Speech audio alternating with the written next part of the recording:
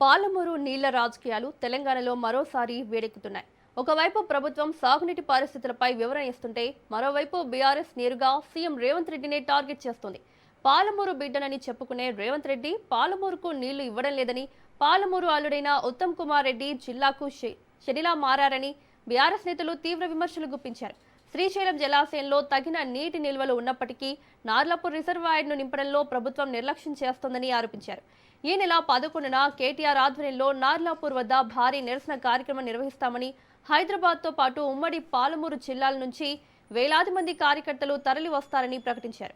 అంతేకాదు నీటి సమస్యపై భవిష్యత్ ఉద్యమ కార్యాచరణను కూడా నార్లాపూర్ వేదికగానే ప్రకటిస్తామని స్పష్టం చేశారు. మరి పాలమూరు నీటి రాజకీయాలు ఎటు దారి తీస్తాయి?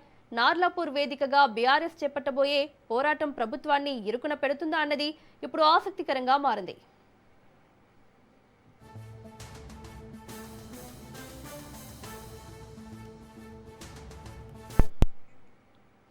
ఇదే అంశానికి సంబంధించి మరిన్ని అప్డేట్స్ మా ప్రతినిధి సైదులు అందిస్తారు. సైదులు, తెలంగాణలో పాలమూరు నీళ్లకు సంబంధించి రాజకీయాలు మరోసారి హీటెక్కుతున్నాయి. డీటెయిల్స్ ఏంటి?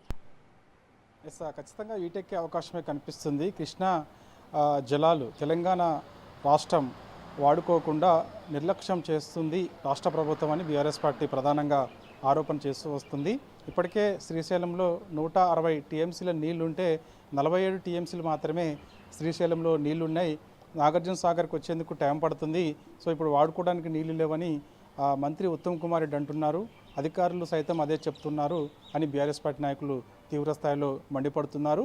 కృష్ణా పరివాహక ప్రాంతంలో రైతులందరూ నార్లు పోసుకొని నీళ్లు లేక ఇబ్బందులు పడుతుంటే, నాట్లు ఎండిపోతూ ఉంటే వచ్చినటువంటి ప్రతి నీటి చుక్కబొట్టుని వాడుకోవాల్సినటువంటి ఈ ప్రభుత్వం నీళ్ళని వాడుకోకుండా నిర్లక్ష్యం చేస్తుందని చెప్పేసి కూడా బీఆర్ఎస్ పార్టీ అంటుంది. కాబట్టి ఈ నెల 11వ తారీఖు రోజు పెద్ద ఎత్తున నార్లాపూర్ రిజర్వాయర్ దగ్గర నిరసన కార్యక్రమం చేపట్టబోతున్నాం. ఈ కార్యక్రమానికి బీఆర్ఎస్ వర్కింగ్ ప్రెసిడెంట్ కేటీఆర్ ముఖ్య అతిథిగా హాజరు కాబోతున్నారు. రైతులందరూ కూడా పెద్ద ఎత్తున నార్లాపూర్ రిజర్వాయర్ వద్దకు రాబోతున్నారు. హైదరాబాద్ నుంచి కూడా పెద్ద ఎత్తున బీఆర్ఎస్ పార్టీ శ్రేణులు నాయకులు నార్లాపూర్ రిజర్వాయర్ దగ్గరికి రాబోతున్నారు. అక్కడ నిరసన కార్యక్రమం చేపట్టి రాష్ట్ర ప్రభుత్వం పైన ఒత్తిడి తీసుకొస్తామని కూడా పాలమూరు జిల్లాకు చెందినటువంటి బీఆర్ఎస్ పార్టీ నేతలు ఈరోజు తెలంగాణ భవన్ వేదికగా మీడియా సమావేశం ఏర్పాటు చేశారు. ఈ మీడియా సమావేశంలో ఇవే అంశాలు వాళ్ళు చెప్పారు. సో ఇప్పటికైనా సరే నాగార్జున సాగర్ కింద ఎడమ కాలువ కింద నార్లు పోసుకొని పంటలు ఎండిపోతున్నటువంటి పరిస్థితి కనిపిస్తుంది. శ్రీశైలం దగ్గర ఉన్నటువంటి నీళ్ళని పాలమూరుకి ఇవ్వాలి, నాగార్జున సాగర్ దగ్గర ఉన్నటువంటి నీళ్లను ఎడమ కాలువ ద్వారా ఇటు నల్గొండ, ఖమ్మం ప్రాంత రైతులకు ఇవ్వాలని చెప్పేసి కూడా బీఆర్ఎస్ పార్టీ నాయకులు డిమాండ్ చేస్తున్నారు. కానీ 160 టీఎంసీల నీళ్లు శ్రీశైలంలో ఉంటే 47 టీఎంసీలు మాత్రమే నీళ్లున్నాయని వివిధ పత్రికల్లో వార్తలు ప్రభుత్వం రాయించుకోవడం సిగ్గు చేయడం అని చెప్పేసి కూడా బీఆర్ఎస్ పార్టీ నాయకులు అంటున్నారు. ఒకవైపు నీళ్ళు వస్తుంటే మరోవైపు నీళ్ల కోసం వానయాగం చేసేందుకు ఈ ప్రభుత్వం సిద్ధమవుతుంది. నాగార్జున సాగర్ ప్రాజెక్టు దగ్గర ఈ నెలలో వానయాగం చేస్తామని కూడా ప్రభుత్వంలో ఉన్నటువంటి కొందరు మాట్లాడుతూ ఉన్నారు.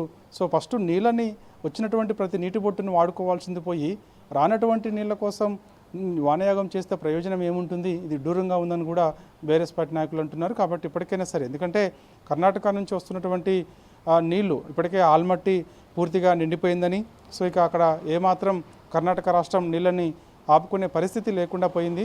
సో ఆల్మట్టి నుంచి నారాయణపూర్కి వచ్చాయి. నారాయణపూర్ దగ్గర కూడా దాదాపుగా నీళ్లు కావాల్సినటువంటి నీళ్లు ఉన్నాయి.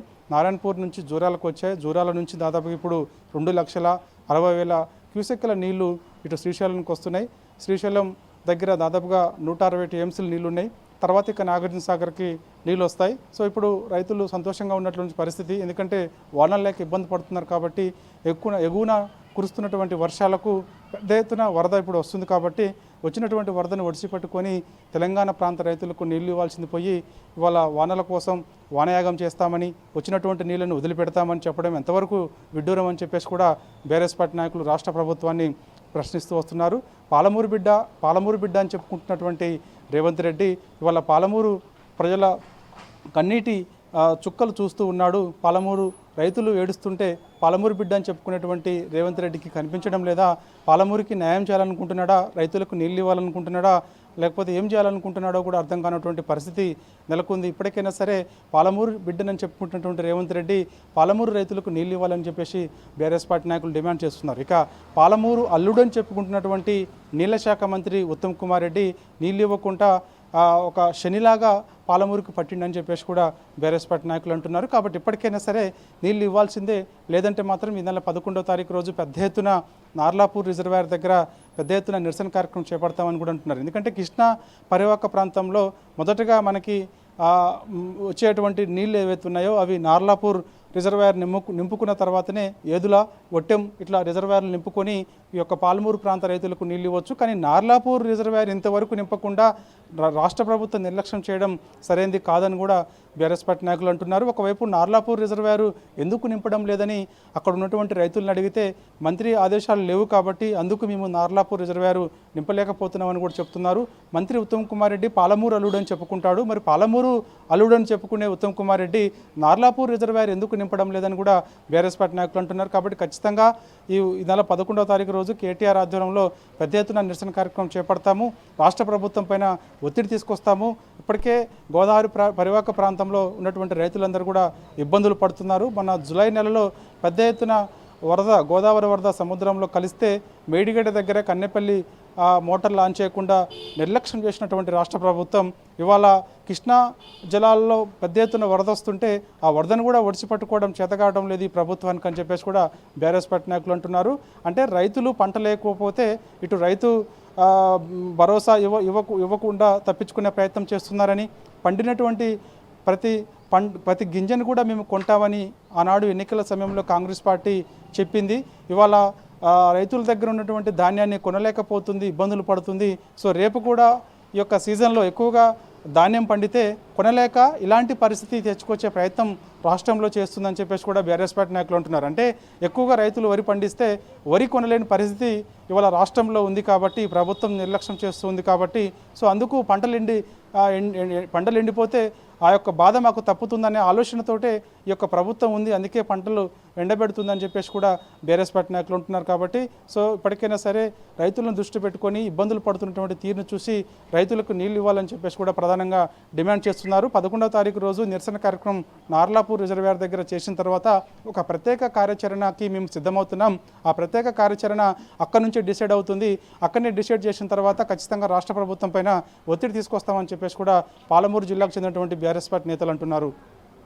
Right Siddhu, thank you.